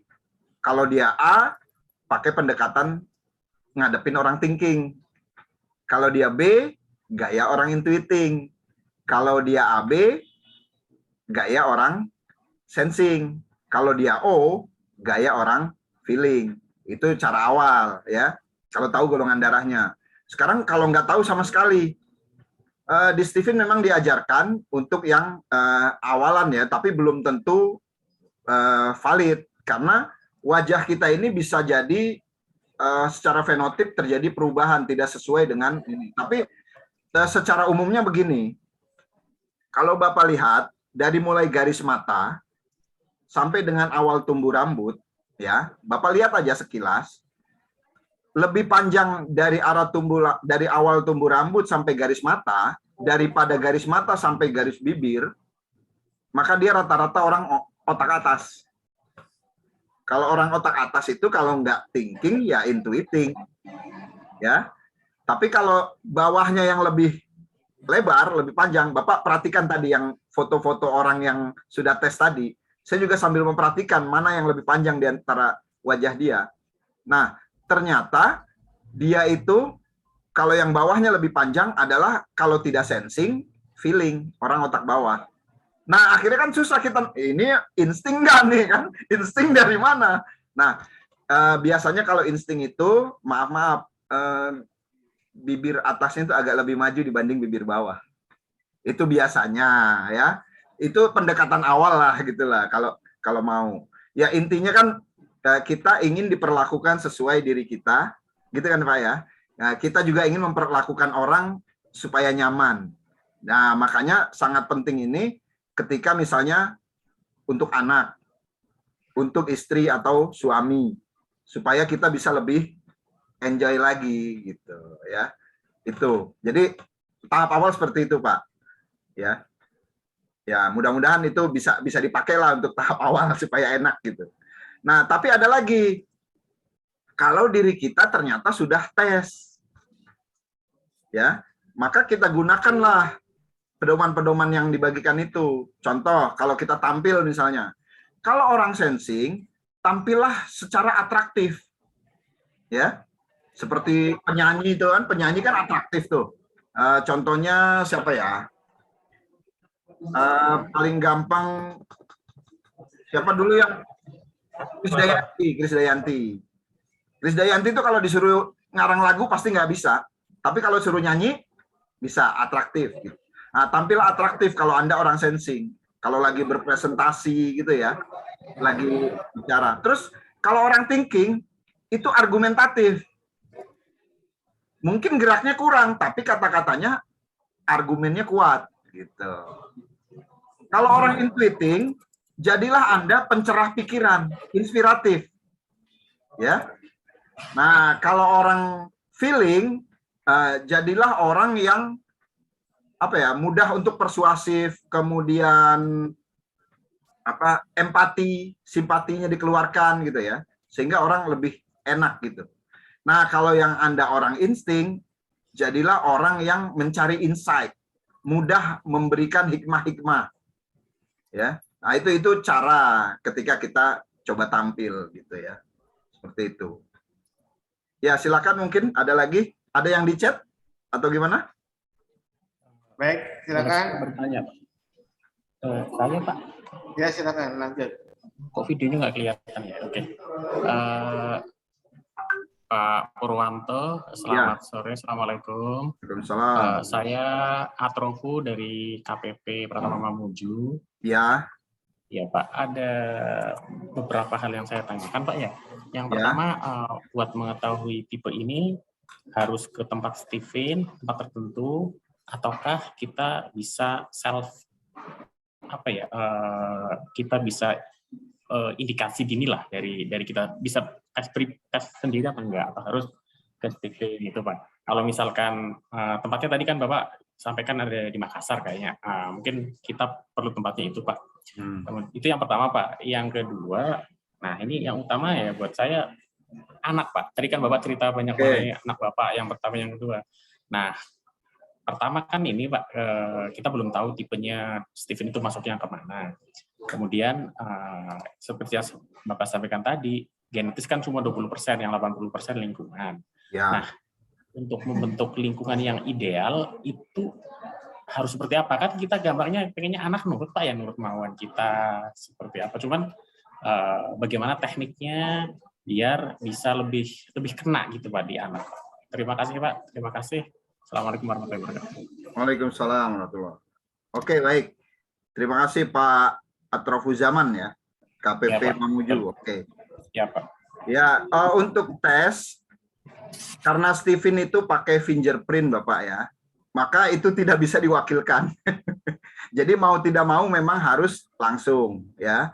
Nah, kemudian apakah bisa misalnya dengan tidak fingerprint? Itu maksimal validitasnya cuma 50-60 kalau pakai kuesioner.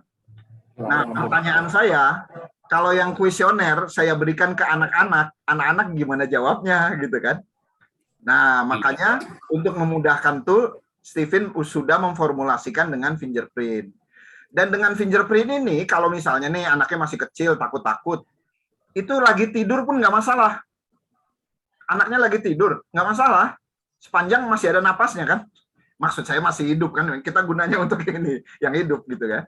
Nah itu itu. ada batasan umurnya nggak Pak? Maksudnya kan anak saya kan ada yang kecil Oke. kan masih 2 tahun gitu Pak. Oke. Mungkin Ya, jadi batasan paling rendah itu rata-rata 1,5 tahun. Ya, tapi sebenarnya sepanjang sidik jarinya sudah terbaca oleh alat biometrik, maka dia sudah bisa. Ada yang setengah tahun saja sudah bisa. Jadi tergantung memang sudah muncul atau belum sidik jarinya ini sudah nampak banget gitu ya. Nah, jadi itu batasannya. Sampai kapan batasannya? Ya sampai orangnya nggak ada gitu. Jadi saya begitu dapat Stephen ini, kemudian saya tes orang tua, bapak mertua, ibu mertua, ya orang tua itu saya tes. Dari situ saya semakin bisa memahami beliau-beliau, semakin bisa membuat hubungan kami itu jadi lebih asik. Ya, contoh nih ya, bapak mertua saya yang 2 Februari besok pas setahun dia wafat, itu orang feeling Pak. Dan saya takluk pada orang feeling kan karena saya orang thinking. Maka saya tidak mungkin membantah selain sebagai menantu, ya kan, orang tua gitu ya. Nah, dia juga feeling, tapi saya bisa lebih enjoy. Jadi lebih tahu kenapa keputusannya begini begitu. Contoh, anak saya jangan dibawa pergi ya karena anaknya memang tinggal 1 kan gitu. Ya sudah, keputusan saya oke, saya yang keliling Indonesia, anak istri sudah di rumah saja. Kalau pergi ke sini cuman main aja, piknik gitu loh. Karena apa? Kan membahagiakan orang lain, dalam hal ini orang tua, menurut saya lebih baik daripada ego saya misalnya anak istri ikut saya gitu ya. Itu contoh ya. Penerapannya seperti itu ya. cari lagi Pak. Ya, jadi untuk yang sudah tua juga bisa. Bahkan kalau dalam kami di kelompok di Stephen yang Muslim terutama, kita bisa bicara tentang amal soleh apa yang paling kuat dia lakukan selain amal yang wajib. Istilahnya pintu surganya, kan ada 8 pintu surga. Itu terbagi habis tuh ke 9 tipe orang. Mungkin suatu saat kita bahas lagi tuh. Oke. Oke. Nah, jadi tesnya harus langsung, tidak bisa diwakilkan. Nah, maka kalau tidak mendatangi, ya berarti promotornya datang. Tinggal janjian saja. Gitu ya. Bisa Pak ya? Bisa diundang Pak ya? Bisa, tinggal janjian aja kalau nanti sudah ada gitu ya. Sekalian mungkin nih biayanya Pak. Nah, di chatting juga ada yang nanya biayanya. Ya. Nah, itu Pak. Oke. Biaya berlaku nasional 500.000 untuk tes saja. Oke ya.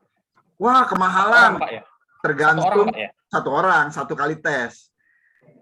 Kemahalan tergantung bandingannya dengan apa. Kalau ini kan cukup sekali seumur hidup. Artinya, kalau ini bisa kita pakai sampai kita mati, berarti kalau dibagi jumlah harinya berapa sebenarnya saya? Ibaratnya gitu kan Pak. Ya, tapi kalau dibandingkan misalnya, dibandingkan dengan bakso bisa berapa mangkok ya udah. Jadi memang ini ibaratnya kita untuk investasi Pak ya, investasi masa depan kita dan anak-anak, kira-kira gitu ya. Oke. Ya, Pak. Siap. Nah jadi seperti itu. Kemudian untuk anak gimana nih ciptakan lingkungannya, gitu ya Pak ya? Iya Pak, betul Pak. Kalau Bapak sudah tes, anak sudah tes, nanti kami ada namanya parenting Pak, pola asuh. Dari situ maka lingkungan rumah itu yang Bapak bisa kendalikan kan? Iya Pak. Kita nggak bisa kendalikan lingkungan RT, lingkungan apa, kecuali bisa kompakan nih kita pengaruhi gitu ya. Paling minim adalah lingkungan rumah kita. Maka parent leader, istilah di Stephen ada Pak, parent leadernya siapa? Ya, misalnya nih, parent leadernya kalau saya misalnya, saya orang thinking, maka dominan rumah itu bagusnya bahkan sampai cat rumahnya warna apa, ngadepnya kemana, kok kayak feng shui ya, gitu kan? Itu pengaruh Pak, walaupun tidak terlalu banyak, tapi itu ada pengaruhnya, ya. Nah, maka saya lebih senang kalau rumah madep timur misalnya. Dan alhamdulillah saya kerja tuh dapatnya selalu ngadep timur Pak, posisi duduknya gitu kan. Makin oke gitu kan. Nah, itu contoh. Kemudian parent leadernya, ya parent leadernya kalau di rumah rata-rata kan suami, ya. Nah, parent leadernya apa? Kalau dia tipenya feeling, nanti bagaimana cara asuhnya.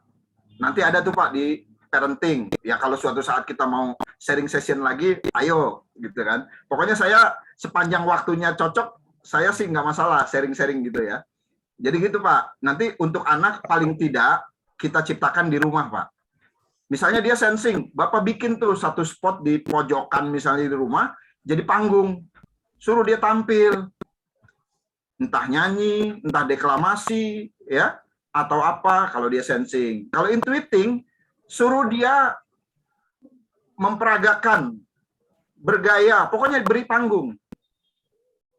Contoh cara belajar misalnya. Kalau sensing, Pak, kalau anak Bapak sensing, harus punya olahraga yang dilakukan setiap hari. Karena ototnya dulu harus bergerak, baru dia punya mood untuk belajar. Begitu juga kita nih, Bapak Ibu, yang sensing, kalau kita mau bergairah, gerak-gerak dulu badannya, gitu. Kalau yang thinking, anak Bapak misalnya thinking kayak anak saya yang pertama tuh, maka saya masukin di kamar, saya kasih WiFi, laptop, buku, IPK hampir 4, gitu. Dia bisa belajar sendiri. Kenapa? Begitu dikasih dia soal-soal yang menantang dia berlogika, muncul dia.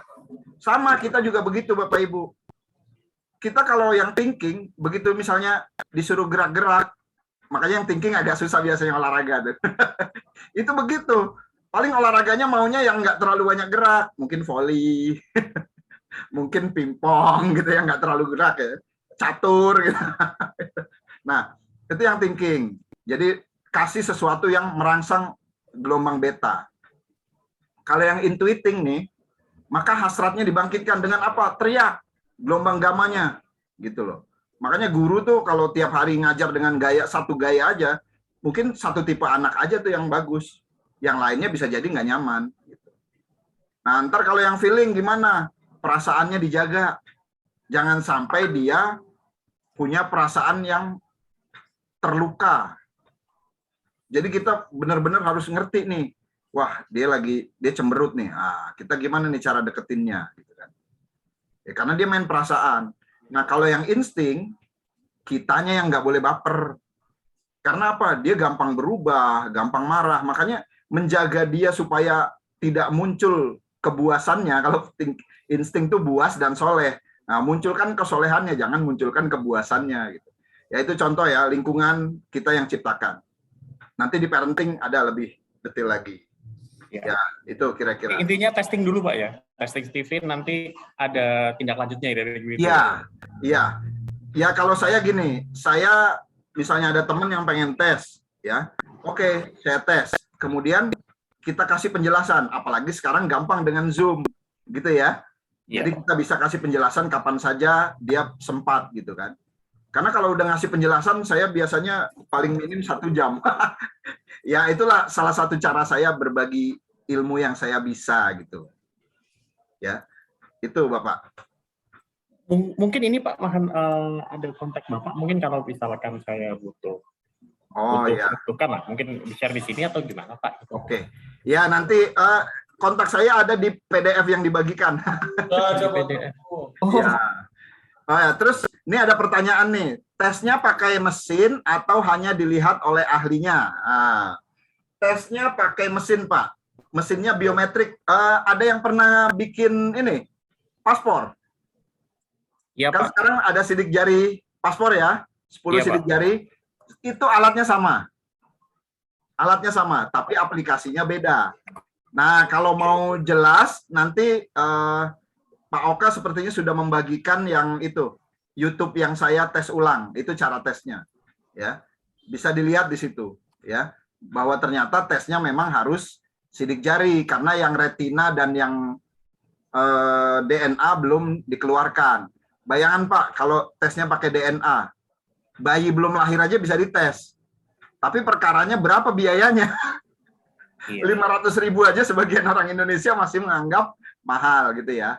Oke, terus ada lagi nggak pertanyaan lagi? Oh, bagaimana cara membaca 4 level tingkatan insting? Ya, ini sekalian saya coba tes saya coba ini cara baca yang meningkatkan kompetensi ya Bapak Ibu ya. Jadi nanti silakan dipelajari ya. Jadi kita ngambil dari 4 matra kecerdasan ini Bapak Ibu. Ya. 4 matra kecerdasan ini digunakan dalam kehidupan kita. Tapi tidak boleh lompat Bapak Ibu. Satu persatu harus kita telateni. Dari yang paling bawah personality, kita mengenal diri kita. Basisnya baru aku. Basisnya akal. Aku apa adanya gitu ya. Harus naik nanti jadi mentality, basisnya myelin. Myelin itu apa? Otot yang berotak. Jadi makin dilakukan dia akan makin baik. Contoh gampang gini Bapak Ibu. Bapak Ibu perhatikan anak kecil batita yang belajar makan. Pasti awal-awal dia belepotan itu di sekitar mulut kan. Tapi lama-lama kan kayak sekarang kita kalau makan merem aja sendok pasti masuk mulut kan. Nah itulah otot yang berotak. Ya. Dilakukan, maka tergembleng. Aku sukses. Naikkan lagi. Bicaranya bukan aku lagi, tapi kita. Aku bagi orang lain. Basisnya sudah kolbu. Ya, hati, orang bilang Indonesia hati ya, basisnya kolbu. Nanti akan semakin baik, naik sampai spiritual. Basisnya sel. Artinya apa? Sel-sel tubuh kita ini sudah mengikuti apa maunya Tuhan. Dan itu tidak bisa lompat Bapak Ibu. Kalau Bapak Ibu saksikan ada orang ngebom bilang jihad gitu, ngebom di pos polisi terus bilang jihad, itu orang yang baru personality langsung naik level 4. Itu orang yang salah jalan namanya. Ya. Jadi kalau salah jalan ya begitu, gara-gara lompat. Dia nggak ngerti dulu level 2 dan 3 langsung merasa diri sebagai orang yang sudah dekat dengan Tuhan. Nah itu kalau salah jalan begitu. Maka cara bacanya nanti dari bawah. Contoh gini. Ya, ini contoh yang sensing. Maka kalau dibaca tuh dari bawah dulu, Pak, Bu. Ya, contoh nih, fokus capaian target. Mampu menyelesaikan tugas yang diberikan. Dulu kita awal kerja begitu kan. Ada tugas, selesai. Baru sekadar selesai nih. Ya. Lama-lama semakin bagus kita, nggak sekedar selesai. Selesai sesuai target yang ditetapkan. Makin meningkat terus. Jadi gimana? Selesai dengan proses hasil yang sesuai standar, bukan sekedar target. Makin bagus, maka mampu menjalankan nilai kerja di atas target dan standar. Sebenarnya inilah prinsip di Stephen, kita tuh harus ahli. Tapi ahli itu bisa kita dapat kalau terus-menerus. Gitu ya. Nah sekarang misalnya kita lompat ke tadi yang insting cara bacanya gimana ya, ini sama seperti tadi sebenarnya ya. Contoh tuh. Kemampuan diri dalam mengeksekusi setiap masalah dengan cara mempercepat dan atau mempermudah alur kerja sehingga arus kerja lancar. Karena isi starter ya. Dari bawah dulu. Mampu mempermudah mengawali segala aktivitas melalui pilihan aktivitas yang memudahkan tanpa terbebani dengan kerumitan. Gitu ya. Makanya orang insting itu biasanya nggak mau Pak Bu yang bertele-tele, ya cari cepetnya gitu, ya begitu cara bacanya dari bawah. Nanti akan semakin meningkat. Contoh kalau mau gampang gimana ya? Karena tiap bidang tugas beda-beda ininya nih penerapannya gitu ya. Misalnya di Kamilah di SKKI misalnya di KI ya. KI misalnya yang KPPN sama yang Kanwil. Itu kan ada daftar kwitansi harus dicek. Nah, gimana nih mempermudah cara cek yang cepat? Ambil dari aplikasi, jadiin Excel. Nah, itu contoh, ya. Jadi cari cara cepatnya. Nah, itu kira-kira gitu. Work connecting, menyambung penggalan kerja yang macet dan menghambat. Karena sifat orang insting itu mengalirkan ya. Sifatnya tuh sistem pencernaan sistem peredaran darah dalam tubuh. Jadi dia mengalirkan. Dia membuat hambatan-hambatan yang ada tuh jadi terurai. Itu orang-orang insting gitu ya. Juru damai, makanya dibilangnya juru damai. Contohnya sebenarnya salah satunya yang sudah jelas itu Pak Yusuf Kalla. Beliau kan juru damai. Gitu. Nah, flowing habit, begitu terus ya ke atas. Itu cara bacanya.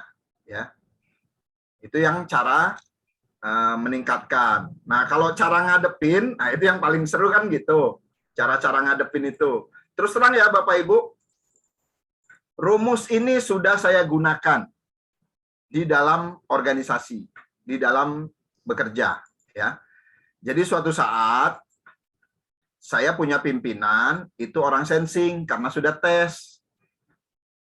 Dan ada yang orang dulu jadi staf saya, kemudian jadi CSO, katanya bilang ke saya, Pak, saya sering dimarahin sama bos karena tugas saya yang ad hoc ini, katanya. Oke, kalau gitu, saya bilang, kamu pakai ini, rumus nomor 1. Nomor 1 itu maksudnya cara menghadapi orang sensing. 2 pekan kemudian dia ngadep saya lagi, bilang apa? Asik Pak, sekarang saya dipuji terus sama bos. Kenapa? Karena inilah cara ngadepin orang sensing. Nanti ada lagi cara, selain cara ngadepin orang sensing, nanti ada lagi kan cara membantu bos sensing. Ada kan di situ? Nah, itu dipakai rumusnya. Terus kalau kita jadi bos, jadi atasan, dan orang sensing, pakai juga rumus yang ada di situ. Ya, harusnya bagaimana kita sebagai bos. Ya, itu maksudnya supaya sinergi kita bisa lebih enak. Terus terang saja, selama bekerja saya menggunakan ini, alhamdulillah bisa dibilang tidak ada konflik. Bahkan saya bisa petakan nih, waktu di Bandung ya, ada seorang staf saya, angkatan 85, saya bisa lihat, oke, kalau ibu ini tidak perlu untuk konsep surat. Yang konsep surat saya kasih yang lain. Bapak ini ngerjakan di back office, nggak di front office. Karena saya tahu bagaimana modelnya. Dan suatu saat, ibu yang angkatan 85 ini, kita minta ikut training SPAN. Zaman itu kan, SPAN baru, sosialisasi bahasanya susah. Dipikir, aduh kayaknya nggak bisa Pak, saya kayaknya nggak mampu, katanya gitu. Saya bilang, ibu pasti mampu. Apa yang terjadi Bapak Ibu? Begitu pulang dari training SPAN, dia bilang apa? Begini doang SPAN, katanya. Dan akhirnya dia bisa sebagai staf seksi bank itu, bisa menemukan cara untuk mempercepat proses. Karena apa? Ya tadi, ternyata, oh ini tipenya begini. Nah, untuk yang bikin surat, saya kasih tipe yang lain. Gitu. Begitu juga ketika misalnya tim, gitu ya. Ya, seperti itu. Jadi, kita bisa gunakan. Jika sidik jari tidak jelas, apakah bisa tetap dites? Ada beberapa pegawai yang absen handkey sudah susah terbaca. Handkey kita ini kan bukan ditempel ya Bapak Ibu ya. Handkey kita ditempel atau gimana? Kalau yang nggak nempel. Nggak nempel kan? Nah, yang dibaca itu kalau yang handkey itu palm ya. Telapak tangan yang ini. Ya, dibaca jarak jauh. Tapi kalau sidik jari sipin ini pakai sidik jari yang di ujung jari. Nah, kalau misalnya ada kendala, maka 7 saja sudah bisa. Ya, nanti ditandai itu yang nggak bisa. Ada yang nggak bisa, saya pernah tes karena dia alergi sabun sehingga rusak jempolnya tuh, gurat-guratnya hilang. Nah, itu bisa kita tandai. Yang penting 7. Tapi misalnya, maaf, kalau orang yang tidak punya jari sama sekali, ya dari lahir atau kecelakaan, gimana? Maka tadi kita akan mengeluarkan yang pakai retina atau DNA. Tapi sebelum itu dikeluarkan gimana? Ya udah biasanya hadapkan orang itu kepada Pak Farid Poniman. Nanti Pak Farid yang langsung judgement sebagai ahlinya, penemunya. Nah, itu ya kalau terkait itu. Jika tidak bisa dibaca. Baik Pak Pur, ini kayaknya seru, tapi satu aja lagi itu pertanyaan Oke. Pak Ato dan juga Pak Pak Jarir ya. Ya. Intinya sebenarnya kalau online bisa nggak sih sidik jarinya? Jadi sidik jari kita bikin sendiri terus dibaca sama ininya, silakan. Ya. Gini, saya juga mencoba mendorong Stephen Pusat untuk membuat seperti itu. Tapi sepertinya itu justru bisa jadi nanti miss Pak Oka. Karena gini, dulu ketika pertama diterapkan di Malaysia, ya, 512 orang dites semua. Kemudian di tempo waktu sekian bulan, dites ulang semua. 512 orang yang berubah hanya 3 orang. Dan yang berubah itu karena alatnya. Jadi alat itu juga perlu dikalibrasi. Ya. Jadi kalau ada yang berubah biasanya karena alatnya. Tapi kalau misalnya ada yang udah tes berulang-ulang, ternyata berubah-berubah, ya itu biasanya langsung berhadapan dengan Pak Farid, langsung dibilang, oh yang ini. Tapi sangat jarang itu, hampir nggak ada kejadian gitu. Nah, kenapa nggak pakai online? Coba silakan cari di Play Store, kayaknya masih ada, saya nggak tahu. Itu ada tuh yang mengatasnamakan tes Stephen. Kita download, kemudian kita tempelkan di HP kita gitu ya. Nah, kemudian dia baca keluar. Ya maaf cakap, itu buat kita bilang ini cara haram ini. Dengan mengambil nama Stephen tapi menggunakan sesuatu yang sebenarnya palsu. Coba aja Bapak Ibu, emang aplikasi Android bisa jadi ada yang bisa baca biometrik, tapi sampai sekarang kayaknya masih belum dikembangkan itu karena ada kemungkinan nanti keliru data yang terkirim gitu ya. Berarti kan ada 2 tahap dia. Dari sidik jari itu di HP-nya masing-masing, kemudian kirim ke kami sebagai promotor, terus kami kirim ke pusat untuk diolah. Nah, itu bisa jadi miss kan? Nah, makanya sampai sekarang kita belum menerapkan yang begitu. Nah, ini sebenarnya, maaf, bagi Bapak Ibu yang ingin, ini saya ngajarin bisnis nih sekalian.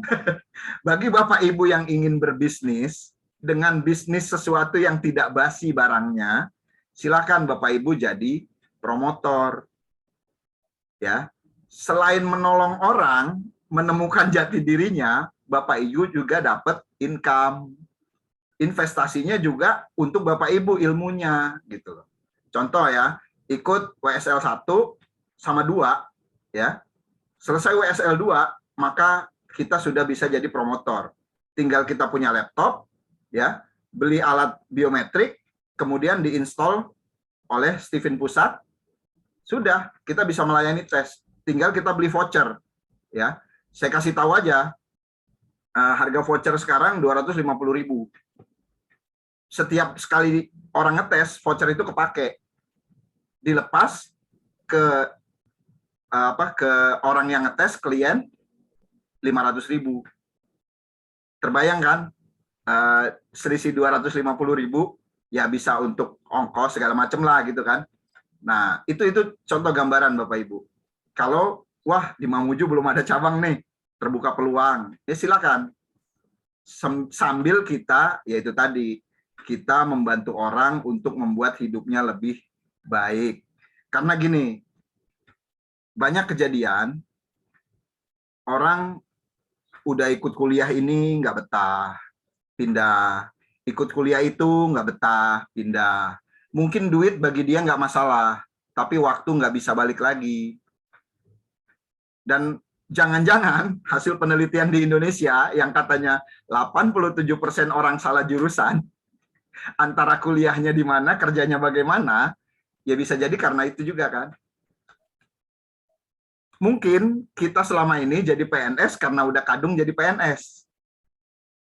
Ilmu yang dulu kita pelajari kepake, tapi nggak semuanya kepake. Ya sudahlah gitu. Tapi sekarang, setelah kita nyemplung jadi PNS, maka tingkatkan potensi kita.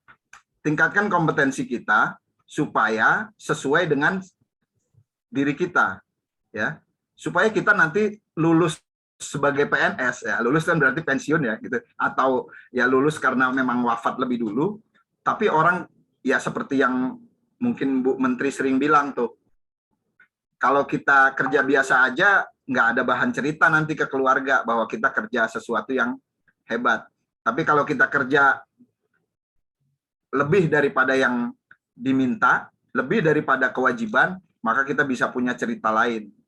Itu baru di dunia kan gitu, baru kebanggaan keluarga. Ya ibaratnya gini, saya tambahkan, kita punya visi. Rata-rata orang visinya ada 3. Pertama materi, itu rational why. Kenapa jadi PNS? Ya, supaya bisa pensiun, dapat pensiun. Oh, PNS Kemenkyu supaya lumayan THP-nya misalnya. Itu kan rational why, materi. Nggak masalah, nggak salah. Tapi jangan mentok cuma di sini. Naikkan satu level lagi, jadi apa? Emotional why. Nama baik. Oh, saya jadi PNS supaya saya bisa berbakti pada negara. Mungkin yang ikatan dinas, ya, supaya saya bisa balas budi pada negara. Nah, itu kan bisa emotional why. Naikkan lagi, apa? Spirituality. Kita jadi PNS bagi yang muslim, ini sarana ibadah saya. Ya, sarana ibadah saya mengamalkan ilmu saya, mencapai ridho Tuhan. Nah, 3 inilah kita harus punya. Nah, makanya tadi kita berupaya untuk mengembangkan diri kita, potensi kita, menjadi lebih hebat, lebih baik, maka insya Allah organisasi akan lebih baik. Hubungan dengan mitra-mitra akan lebih baik. Sinergi akan lebih mudah tercapai, gitu ya. Ya, mudah-mudahan seperti itu yang bisa kita terapkan. Gitu. Demikian, Pak Oka. Berkunci. Baik, karena di sini sudah azan, Pak Pur, terima kasih banyak nih ya. Jadi teman-teman ini perlu diketahui, Pak Pur ini nggak ada OJ-nya ini, jadi gratis. Jadi terima kasih banyak ya Pak Pur, ini Mas Pur. Semoga menjadi bermanfaat bagi kita ya. Kalau yang saya rasakan sih sebenarnya, kalau saya nggak muluk-muluk ya tadi mengetahui diri sendiri dan bisa memahami orang lain aja sebenarnya udah cukup tuh. Karena kadang-kadang perseteruan itu tuh karena miskomunikasi, padahal kita percaya bahwa orang baik itu tidak dengan orang baik itu tidak pernah berseteru, tapi dia bersekutu. Ya, itu aja barangkali yang terima kasih. Lebih kurangnya mohon maaf ya. Assalamualaikum warahmatullahi wabarakatuh. Waalaikumsalam warahmatullahi wabarakatuh. Terima kasih Pak Saibani. Pak Pur, makasih banyak Pak Pur. Sama-sama. Terima kasih Pak Pur. Terima kasih Bapak Ibu. Terima kasih semuanya. Ya. Assalamualaikum. Ya, waalaikumsalam warahmatullahi. Kedepannya capacity building pakai tes Steven aja. Mantap. Ini kayaknya layanan perkantoran dari GKN. Soalnya kalau capacity building isinya cuma game-game gitu udah hafal. Jadi nggak ada oleh-oleh yang bisa dibawa pulang, ya itu mengenal diri sendiri gitu. Tahu tuh. Kalau sekarang mah Pak Rusdi nggak ada dananya. Itu dia. Itu dia. Karena dianggap sudah habis gamenya Pak. Terima kasih Pak Pur. Oke Pak Harto. Izin live ya, ini ajian ini sudah panggilan. Ya, sama saya juga ya. Balik lagi. Keluar dari studio. Terima kasih. Assalamualaikum. Selamat sore.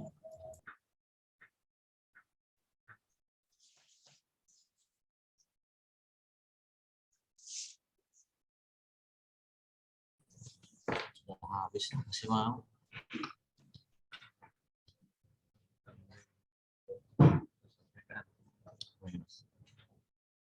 Praktis.